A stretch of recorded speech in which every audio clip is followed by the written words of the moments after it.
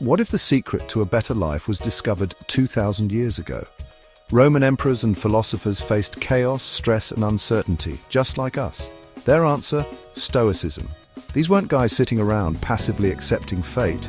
These were men and women of action who understood that true power lies in controlling what you can, your mind. In this video, I'll share 5 Stoic secrets from history that'll help you stay calm, focused, and unstoppable today. Let's talk about Marcus Aurelius. Here's a guy who ruled during one of the most tumultuous periods in Roman history. Plagues, wars, political intrigue, you name it, he faced it. Yet he remained remarkably calm and in control. How?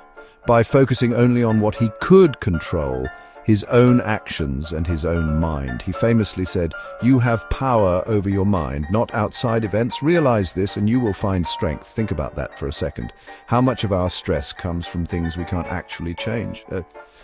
The traffic, the weather, what other people think of us, these are all outside our direct control, yet we let them control our emotions, our well-being. The Stoics teach us to differentiate. We can't control the outside world, but we can control how we react to it. Next time you find yourself getting worked up, ask yourself this simple question: is this within my control?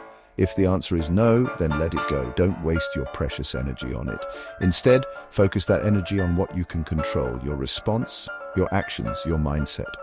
This is the true path to inner peace and strength. Remember, you have more power than you think. The impediment to action advances action. What stands in the way becomes the way, Marcus Aurelius wrote. The Stoics didn't just endure challenges, they embraced them. They saw obstacles not as setbacks, but as opportunities for growth and learning. When Rome faced invasions, Marcus Aurelius didn't crumble. He saw these threats as chances to strengthen the empire, to fortify its defenses, to prove Rome's resilience. He turned a negative into a positive. And this principle applies to our own lives, no matter the scale. Lost your job? It's undoubtedly a blow, but it's also a chance to reassess, to learn new skills, to pursue a different path. Relationship ended? It's painful, yes, but it's also an opportunity for personal growth, for understanding yourself better, for finding someone who is a better fit. This is what psychologists call reframing. Studies have shown that people who can reframe challenges in a positive light experience significantly less stress and anxiety. So how do we put this into practice? Here's a simple exercise. Take out a piece of paper and write down one obstacle you're currently facing. Now, next to it, write down at least one opportunity that this obstacle presents. What can you learn from this situation? How can you use it to your advantage? You might be surprised by what you discover. Now, this next Stoic practice might sound a little counterintuitive at first. It's called premeditatio malorum, which translates to the premeditation of evils. I know, it sounds pretty dark, but stay with me. Seneca, one of the most prominent Stoic philosophers, was a big advocate for this practice. He believed that by mentally preparing for negative events, loss, hardship, even death, we could rob those events of their power to harm us. He'd spend time each day vividly imagining the worst-case scenarios. What if he lost his wealth? What if he was exiled? What if he faced a painful illness? By mentally rehearsing these situations, he desensitized himself to their potential impact. And guess what? When he was eventually exiled by Emperor Nero, he faced it with remarkable calmness and resilience. Now, I'm not suggesting you spend all day dwelling on doom and gloom, but by taking a few moments to visualize potential challenges, you can better prepare yourself to handle them. Imagine your upcoming presentation at work. What if you stumble over your words? What if the technology fails? What if your audience seems disengaged?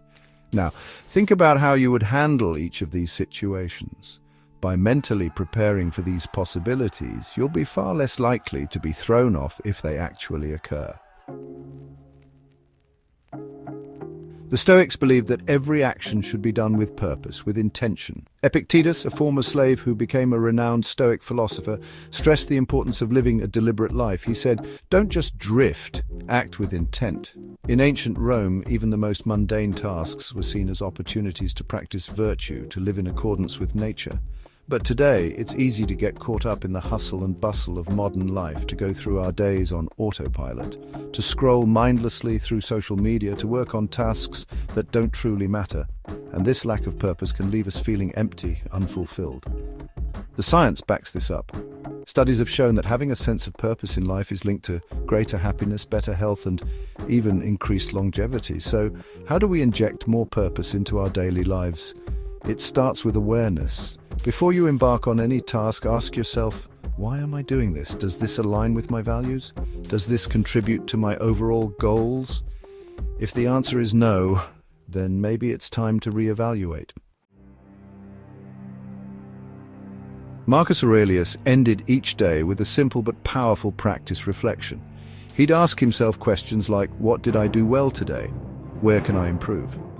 He wasn't writing his meditations for us. He was writing them to himself. It was his own personal journal for self-improvement. And this daily habit of reflection is something we can all benefit from. In our fast-paced world, it's easy to just keep moving from one thing to the next without stopping to consider our actions, our choices, our growth. But reflection allows us to learn from our experiences, to identify patterns in our behavior, to make adjustments and strive for continuous improvement. Studies have shown that reflection can significantly enhance learning and skill development. In one study, participants who reflected on their performance after a task showed double the improvement compared to those who didn't. So tonight, before you go to bed, take a few minutes to reflect on your day. Write down 3 things you did well, no matter how small. Then, write down 1 thing you can improve on tomorrow.